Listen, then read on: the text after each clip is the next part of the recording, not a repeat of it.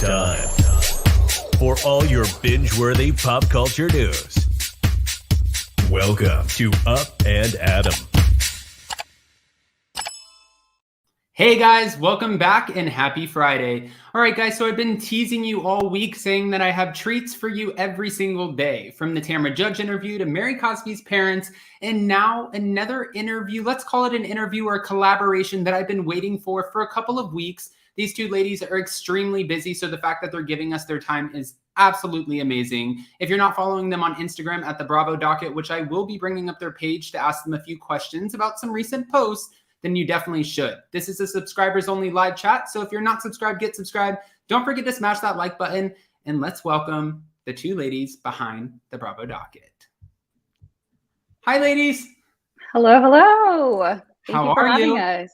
Good. Finally. Hi there. I know. Oh my I gosh. know. Excited to chat. I'm so excited to have you here. We have over 150 people in the room in the first minute, which is amazing. And I just wanted to ask you to come on because I know you've been covering a lot of the, can I call it a scandal behind the Bergener divorce? I mean, there's a lot of questions here. It's definitely interesting. I don't know if it's a scandal. It's a very heated divorce, maybe. Okay, a very heated divorce. All right, so there are a lot of questions here, you know, and I did want to, I'm going to go ahead and share the screen over to your Instagram page. That way people know where they can find it. Hold on. Perfect. Okay, so what I wanted to bring up was right here, episode 26. Obviously, you have a podcast, so everyone can listen to the full details there. But you titled it Not So Sweet James, US Housewife, Noella Bergener. And you're talking about how you have come across new information while going through the documents. And one of my favorite things on my channel is whether it's the Girardi scandal or everything going on with Jen Shaw, I love to bring on Emily D. Baker or someone who knows what they're talking about. I would be a fool to pretend like I understand all of the legal jargon. But at this point, on the Real Housewives of Orange County, we've heard Noella decided, you know, to share with us on the show that her husband served her with divorce papers. He took off. He is a licensed attorney in California, but he's filing for divorce in Puerto Rico. Ronald Richards, who was also on the Girardi case, said there's something fishy about this. Can you let us know how that makes sense? Why would you file for divorce in Puerto Rico? Do you want to take it, Angela? No, go right ahead. Oh, okay. So he has to establish that he has residency in Puerto Rico in order to file in Puerto Rico. And by all accounts, everything that he said confirms that he does have residency in Puerto Rico, and he considers himself a permanent resident of Puerto Rico. He, by that account, gets to take advantage of the tax benefits that are in Puerto Rico. It is a little suspicious that he still is managing his practice that's in California while living in Puerto Rico. And it seems like it's still up and going, but for purposes of the divorce, it seems like he has established residency in Puerto Rico. But that's something Noella is challenging right now in her claims that the divorce hasn't been finalized and it was fraudulently filed. So yeah, I guess we'll see how it plays out. And they were saying that it was fraudulently. She's saying that you can't technically file within a certain period, and correct me if I'm wrong, but you can't technically file within a certain period of time unless there was infidelity or something that happened while living in Puerto Rico. Have you heard this? Is that Do you want to true? take that one, yeah, Angela? because Noella posted on her Instagram account a screenshot of the petition that James filed, and it was in Spanish, but it said essentially that he was alleging that she had an affair while they were in Puerto Rico. And part of the reasons why James would allege that is because Puerto Rico has specific things that you have to allege for cause for divorce. So if both parties don't agree, then you have to have a specific cause for the divorce, and an infidelity or the action that caused the split of the divorce had to occur in Puerto Rico. So that's why that's being alleged. Okay, and now he was hit with it's somewhere around the number of $6 million in back taxes. And some people were alleging that he was trying to get to Puerto Rico and navigate this divorce somehow from Puerto Rico because that would benefit his tax situation. Now, of course, this is the internet and now she's on reality TV. So everyone's going to have an opinion and speculation is going to run like wildfire. But at the end of the day, is that even possible? Is there a way to navigate some sort of scam with a tax situation by going to Puerto Rico as opposed to staying in California and navigating your divorce from there? Well, we're not giving tax or legal advice, but oh, okay. Just to make that clear, we are actually practicing attorneys, so we have to make that clear. So we're not running affront of any issues. But no, this is not tax or legal advice, but the timing, I think, is going to be, it looks like it's a little difficult for him to get the past tax claims that the IRS in the state of California are making against him moving forward, because I believe they've only lived in Puerto Rico, according to James's filings, for about a year. So that the tax liens are for, I think, was it 2018, 2019? Right. Yeah.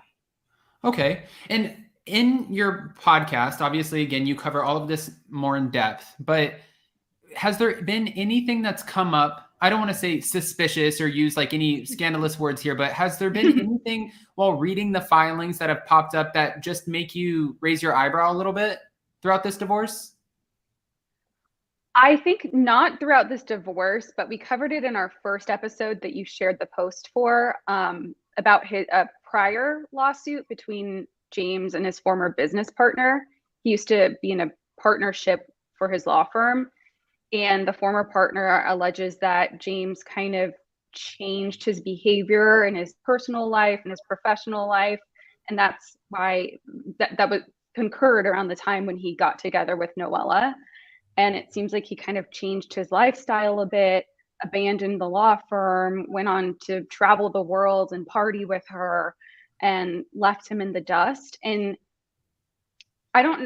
we don't know if it's true, but if it is, it seems like this is a continuation of everything that was alleged there, that he's leaving Noella in the dust.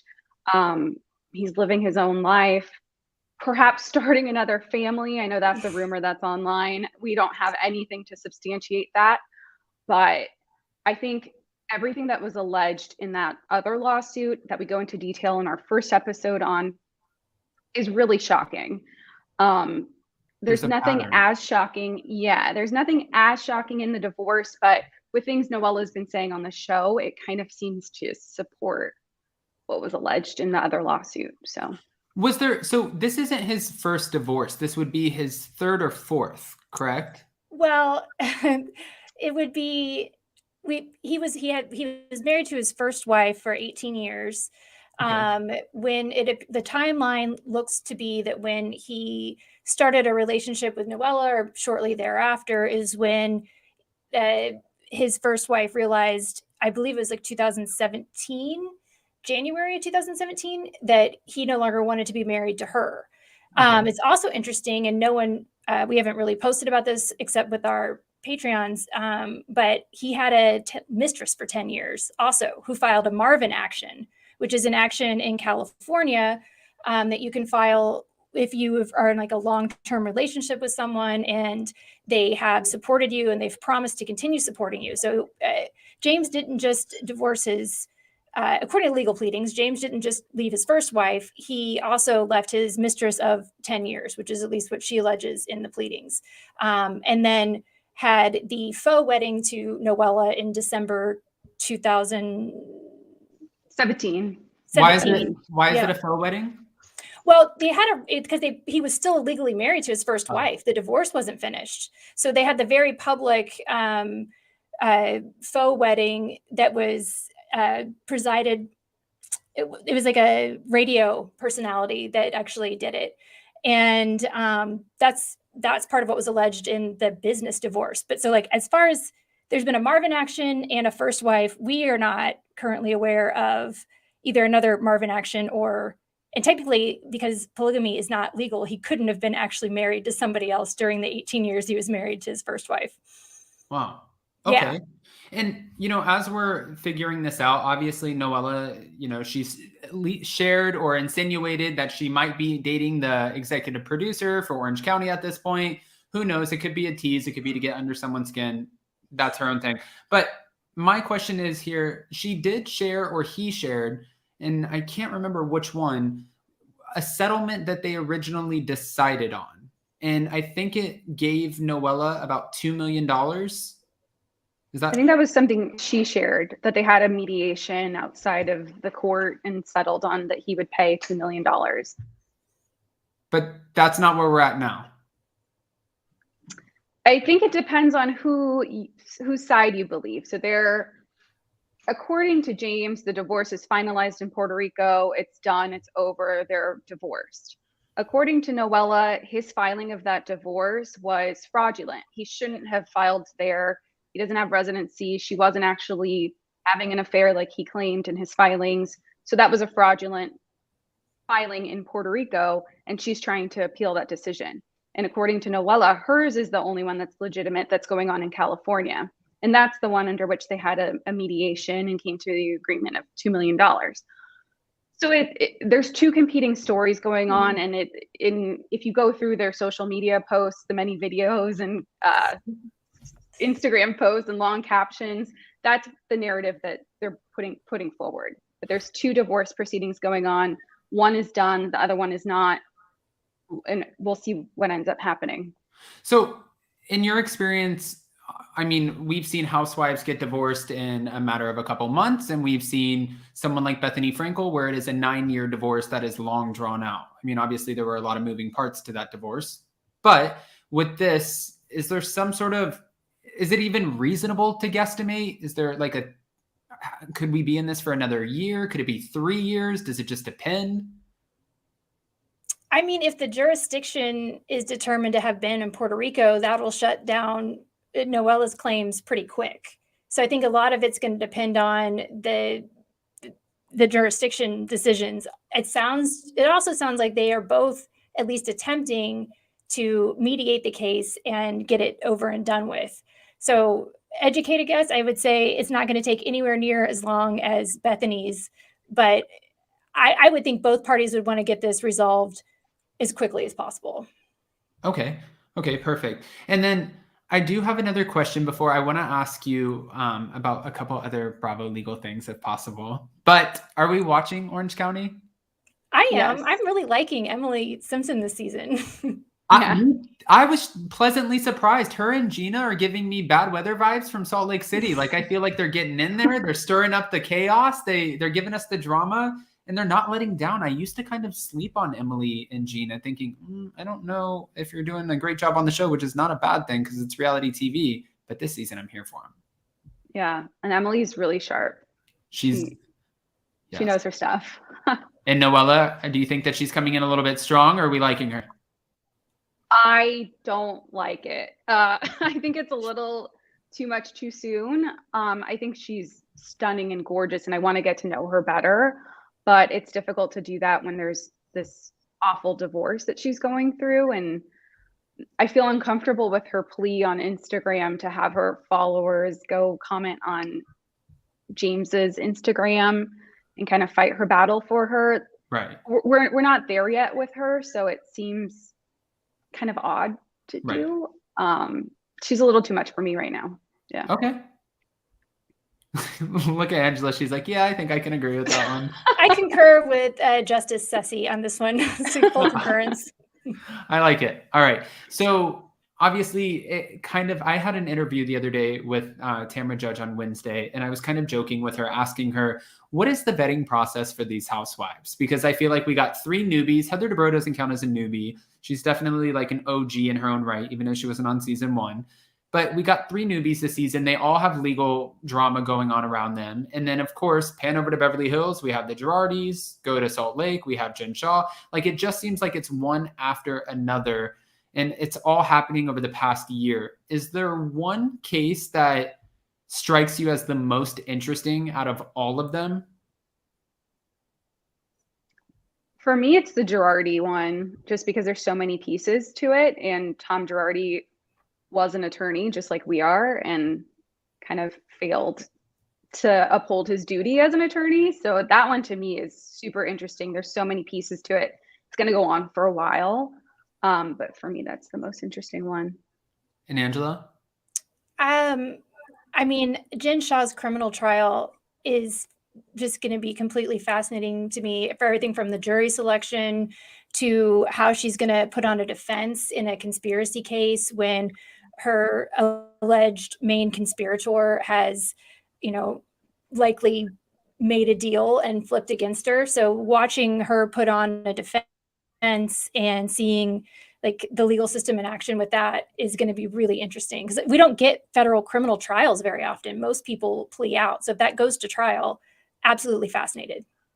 Will that be a national thing where it'll be televised everywhere? Or do you think it'll be, because it always kind of strikes me as interesting what cases get the most, I guess the most eyes on them, like the trials that we get, and it's just talked about everywhere. I remember when I was growing up, and obviously this was a murder trial, so it was different, but the Casey Anthony case, and I remember it was televised everywhere, and my brother-in-law went to school and actually dated her, and it was like the big thing in Florida, and it was just nuts. So do you think because there is a certain level of celebrity in the Bravo name attached to this scandal that it will be blasted out, or would something like this be a little bit more controlled and then you'll get information as they leak it? It's going to depend on how the Southern District of New York tries to handle that. I don't know whether or not they'll let cameras in the courtroom. But they can't keep people from, we have a constitutional right to freedom of the press and all of that. So they can't, that's why we sometimes have people sitting in there doing drawings and then reporting immediately. It's just going to really depend on how the Southern District of New York decides to handle the case with that type of notoriety. So I would highly doubt if there was any cameras allowed in the courtrooms. I don't think federal courts are particularly fond of that ever in any circumstance. So what kind of courtroom would they be? Is it civil? Yeah, it's criminal, but I mean, it's federal, it's criminal. And the federal courts are very good at keeping decorum and procedure. And I don't see them allowing actual news cameras in there, but we will definitely be getting plenty of reports every single day about what's happening. Okay. Yeah, I've litigated an SDNY, and you can't even take a cell phone in. You have to check it in at the front. So I think it's going to be pretty tight. Yeah. Jeez. Okay. So now I know that I'm crossing all over the board, and guys, almost 500 in the room, smash that like button, but and make sure to go follow the Bravo Docket. And I will, of course, have your Instagram attached in my description. By the way, I love, first of all, you ladies are so organized with your branding, and it's so nice and seamless to go through and read. Whereas like my fiance gets on me all the time and he's like, Adam, the branding, it's hurting my eyes. I'm like, can you get off of me? I'm not a branding expert. So just, I'm trying to get it together. So I really admire what you do. But I wanted to ask about Erika Girardi and the Girardi scandal, because we know that there has been a new bank account uncovered, right? And then also on top of that, we're hearing that Erika will most likely go to trial in January of 2023, and she's hoping to depose her husband. Now, my question here is, because normally, now I have you guys, normally I ask Emily, but I feel like I have a couple go-tos now. My biggest question here is, when you're under a conservatorship, the court doesn't recognize what you have to say, really, right? You can't take a stand. Your conservator speaks on your behalf. No, that's not. So the federal rules of civil procedure, or the federal rules of evidence, actually have, the witness standards, and the competency of your ability to testify and recall facts. That's for the court to decide. And simply being in a conservatorship doesn't mean that you cannot speak on your own behalf, or that you can't. Now, your credibility may come into issue. Your reliability as a witness may come into an issue. But as far as you're not prohibited from testifying if you're in a conservatorship. Okay. And if really Tom Girardi wants to say that, and not saying it's an excuse, because he has, from what we know, Alzheimer's and early dementia, or late onset dementia. It's one of them. But with him being in that position, he can easily take the stand and say that he doesn't know or doesn't remember anything that they're talking about. But if Erika is hoping to depose them, will the court automatically make him take a stand, or would they ask him, hey, look, your soon-to-be ex-wife is wanting you to help her out in this. Will you take the stand? Well, I guess two things. One, he's already filed a document saying that he would be asserting his Fifth Amendment rights against self-incrimination. So even if she did depose him, he may not actually answer anything. And then I would say I don't know. Ceci, do you have any thoughts on this? Yeah, I want to clarify because I saw the headline that she wanted to depose him, and then I went and looked at the filing, and it's what they filed was a case status report, and it's both parties, the plaintiff and the defendant, what they hope will come out of the case and how they hope the case will go and what they estimate, when they estimate trial will be, and what witnesses they think they'll talk to. So it's not guaranteed that she's going to depose Tom. It's not guaranteed she's going to depose any of the people. It's not guaranteed that it's going to go to trial in January 2022. It might settle before then. Something might happen before then. So I just want to clarify, it's not definite. It's just where the parties think the case is at right now and what they hope to see in the future. As far as actually deposing him, she has a right to depose him, but like Angela mentioned, he has a right to not incriminate himself. So, and that doesn't necessarily mean that he'll also be allowed to testify at the trial. There are certain minimum standards that you have to meet before you get to have a witness testify at trial. So, again, I think we'll have to see. Yeah, it's not a guarantee. And as of right now, when they're saying something like, and this just because I feel like, again, there's so many moving parts to this. Like, then of course, Hulu and ABC drops a documentary. Then we're all spinning, and it's headline after headline after every week, which, by the way, my channel got brought into all of this with Ronald Richards. So we saw that. People are sending it to me like, congratulations, Adam. I'm like, that's not my heart sank into my, and I'm like, you should frame it. You're in a legal pleading in federal court. You should frame it. Oh my gosh. But, with them finding this new bank account, how is this something we've been going through this now? It's been almost a year and a half that we've been going through this. It's been like a year and 3 or 4 months. So how is this bank account just now surfacing? Like, what does that mean, that somebody was doing their best to hide it? Or does it mean maybe we overlooked it? I don't understand. It means, and this has been apparent in many filings, that the accounting was atrocious for the law firm. It was completely in shambles. Like, they did have a financial advisor, and he has been forced to meet with the creditors and the bankruptcies to tell them like where the accounts are and guide them through the accounts. And he supposedly gave them everything he knew about. And then recently they found, I don't remember what the account name was, to go get more information from there. But yeah, from everything we've read, it was just a nightmare. They were like doing accounting with a pencil and a piece of paper. And like, I don't like tracking money. I'm not good at numbers, but I don't think that's how you're supposed to do it for a law firm. And Angela's had her own firm and can probably speak to how it should be done. But I don't think the trustee is really trying to dig through that stuff, and I wouldn't place any blame on her. It just sounds like it was a total mess. So, Angela, is it safe to say that you're not using number 2 pencils when you're doing accounting? Well, I'm not in private practice anymore, but there's specific rules that each state has for even how you keep your trust accounts. And you have to have a specific ledger and an account of like the money that goes into your trust account, when it goes out, what it was paid out for, those are all like hard and fast ethics rules. And we talked about that in detail in our Jersey versus Girardi episode, where Big got disbarred for, mishandling client trust account funds. And but he had paid it back even. He just did not account for it properly and wasn't totally, according to the bar, honest about it. So the fact that Girardi has gotten away with doing this for so long is just appalling. And no, you're supposed to be incredibly meticulous. And I hope people listening know that lawyers are terrified. Like, that's one thing that scares us, is not doing that correctly. They tell us that the first day of law school, do not commingle funds. You will get disbarred immediately. The first day of law school, they tell you that, and they repeat it. And then they give you, like, here's all the resources for alcoholism and drug abuse, because it's like being a lawyer is so stressful. But I mean, they tell you that the first day. So no, that's not appropriate. You're not supposed to be doing it. And it's appalling that that happened that way for so long. Okay.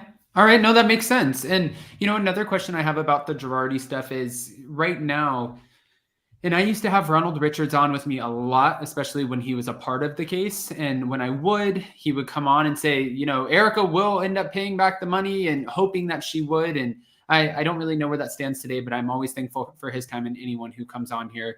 But she's being sued for $25 million.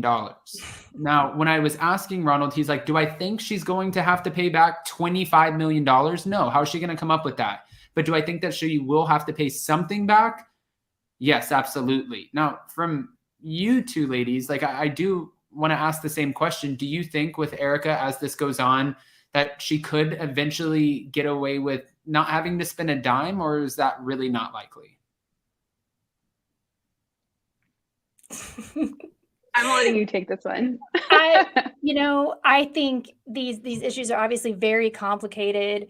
There's a lot of math that goes into it. We discuss on one of our episodes that, the real issue for Erika will likely be, or could likely be, the IRS, as opposed to being told she has to pay things back, because it was the law firm accounting shows that it was written down and detailed as a loan to EJ Global LLC. And a loan is something that you have to pay back, right? So but we've all watched Erika on the show for years talking about how Tom funds everything and he's paying for it and he's the one paying the bills. It doesn't appear that Erika, from her appearance on the show, had any idea that it wasn't a loan, or that it was a loan, and that it was something. She never said, oh yeah, Tom's paying for this, but I got to pay it back. She was just always like, Erika Jane's losing money and it wouldn't exist without Tom. So the law firm accounting says she has to pay it back. It looks like the way it was accounted for on the tax returns that she should have to pay it back. And she did sign those tax returns. So it's a mess. It's a mess. But I would be more afraid of the IRS if I was Erika than anyone else. And that's what I was going to ask too, because, when I talk to Emily about some of the things with like Jen Shaw and stuff, I do ask, because again, I'm not an attorney and I don't know much about this. And a lot of the people watching, they're not attorneys either. So we do have these questions, and that's why we're thankful for ladies like you to come on here. So my question is, when I talked to Emily, she said that yes, footage can be used from the show in court, but you could always say that's for reality TV. Like, I said that for TV, and it not necessarily, like, what are they going to say when you say that? Now for Erika, she's done book signings. She's even said in her book, like, I also put my name on the taxes. I see the taxes. I know what's going on. So even though Tom handles the money, she has acknowledged that she's seen the taxes. Will that give the IRS more of like a leg to stand on by saying, you said it? It's right here. You said that you know exactly what's going on with the taxes. Were you lying then? Are you lying now? Like, what is it? Well, I don't want to speak on behalf of the IRS. Oh, okay. I mean, I don't know. Sometimes, Right. But no. I don't want to speak on behalf of the IRS, but I will say that, like, just generally, let's say that there's a trial, and at the trial, it's like, it's going to be the weight and credibility. It's going to be a jury that is the finder of fact. And so the jury is allowed to use their common sense and general knowledge to listen to testimony, then listen to testimony that contradicts that, and then decide who is more credible. So yeah, Erika could be cross-examined with clips of her saying like things that contradict what she's trying to say now. But, then her attorney can come back on redirect and say, well, Mrs. Girardi, isn't it true that you were on a reality show? And Mrs. Girardi, isn't it true that on that reality show, you were under a lot of pressure to create storylines? And isn't it true, Ms. Girardi, that you exaggerated, your claims and the things that you were saying in an effort to make the show entertaining? And isn't it also true, Ms. Girardi, that you are playing a character on that show, and that character is Erika Jane? Miss Girardi, is Erika Jayne a real person? No. I mean, it could go something like that when her attorney does the redirect to rehabilitate her testimony. And then it's going to be up to, in this hypothetical situation, a jury to listen to that and decide which is more credible, which of the weight of the evidence is more credible. And in a civil case, it's a preponderance of the evidence. So more likely than not, it's not a criminal standard, which is beyond a reasonable doubt, which is a much higher standard. Okay. If that makes sense. No, absolutely.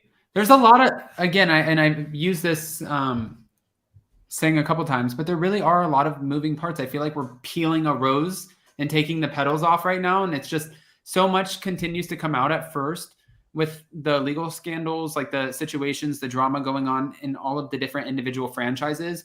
At first I was shocked. And now I almost feel like, oh, okay, Atlanta's coming back. Who's getting sued? Somebody, like, oh, here comes New York. You going to jail? Like, I feel like it's just, I don't know. I can't believe how much has come out over the past year and a half, because at one point it was Teresa Giudice going to jail was the biggest, most scandalous thing in the Bravo world. And that lasted for a second and everyone talked about it, but it wasn't back to back to back to back. This is crazy. Yeah, it's a lot. And we were blessed.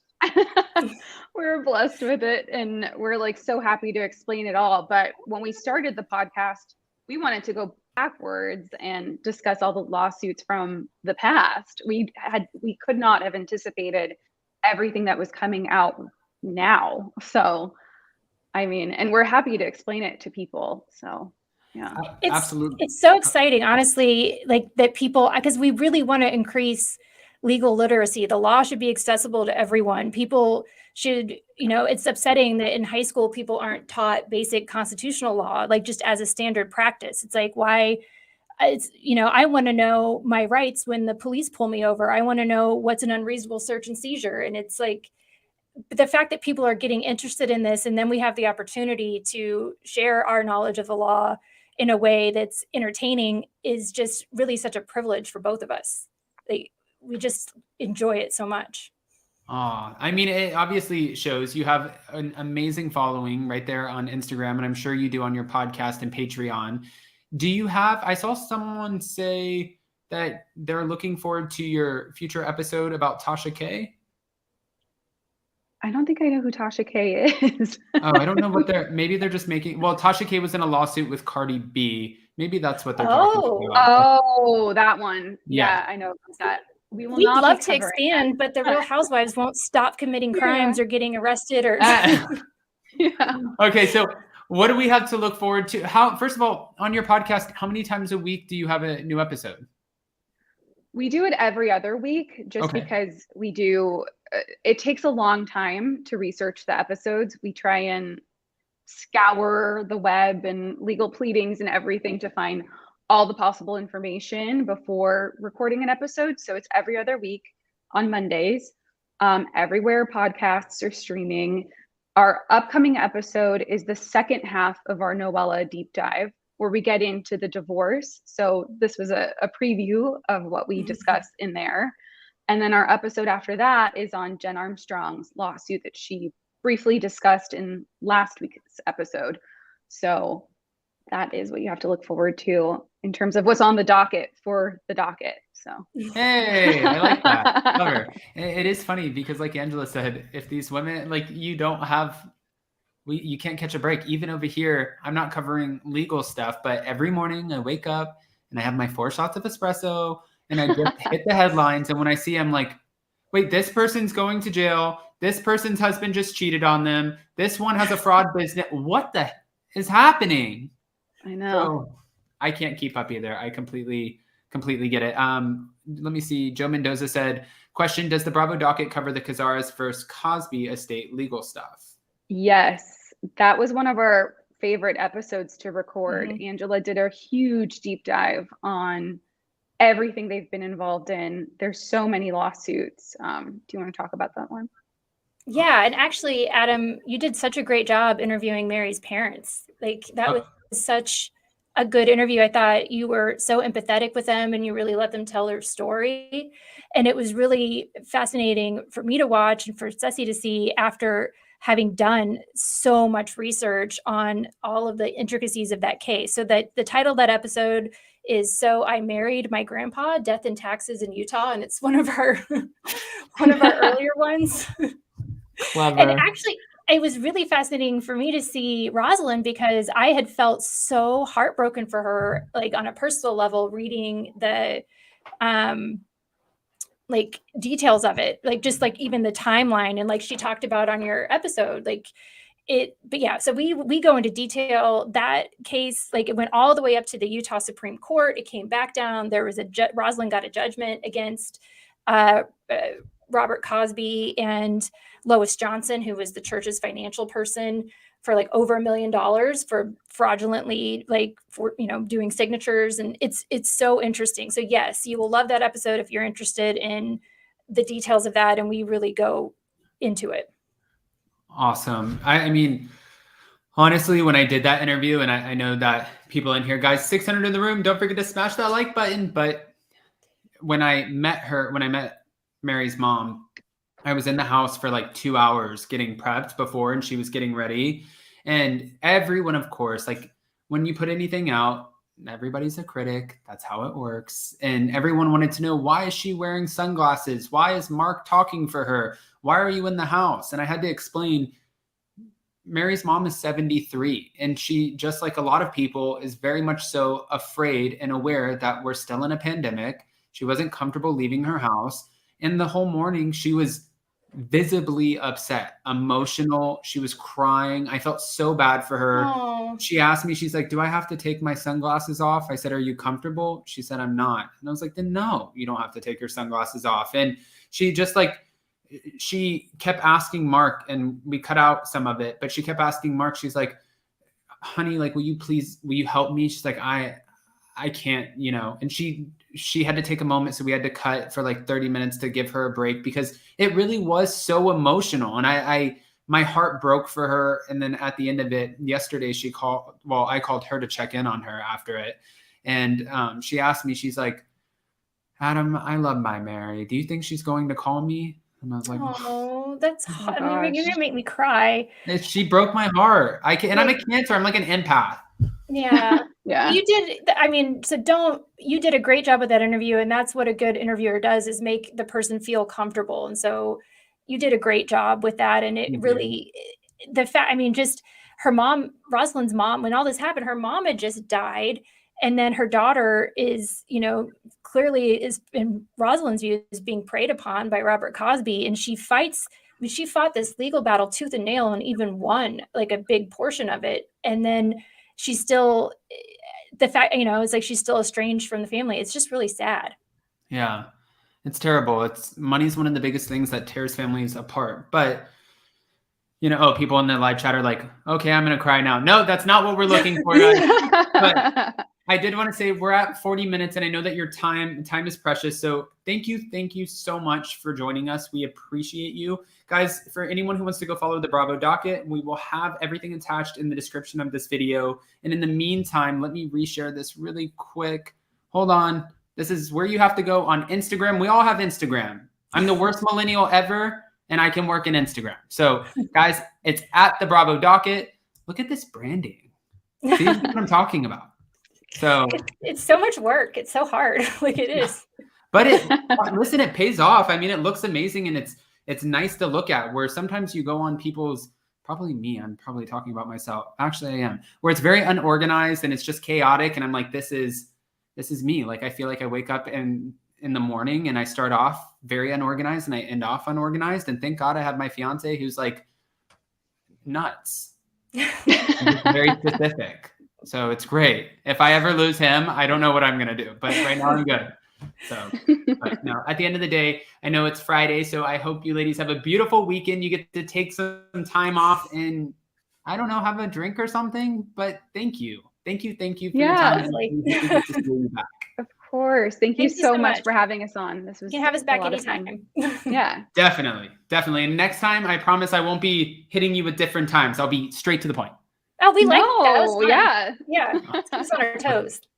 Thank you for working around it with me. You ladies are amazing, and everybody will be following. We appreciate it. Thanks. Bye. Bye. All right, guys. So how amazing were they? Make sure you go follow the Bravo Docket on Instagram. And they also have a podcast and Patreon. So we will be attaching all of that in the description. Absolutely incredible. And anytime that we get anyone on here as a guest, I hope in the live chat too, everyone's just extremely respectful because they don't have to give us their time. They don't have to explain these things. And to be honest, I don't have the knowledge behind these legal situations and the Bravo legal scandals to explain them on my own. So I'm just so appreciated for that. So guys, it's Friday. Jason's still in Cape Cod. I'm going to figure out what to do with my time. In the meantime, if you haven't already, go ahead, smash that like button, show some love, and we appreciate you so much. Bye, guys. Happy Friday. Love you. Bye, bye, bye, bye, bye, bye, bye. Oh my gosh, hold on. And we're only 400 away from 100K. Subscribe. It's happening this week and I can feel it. Love you guys. Bye.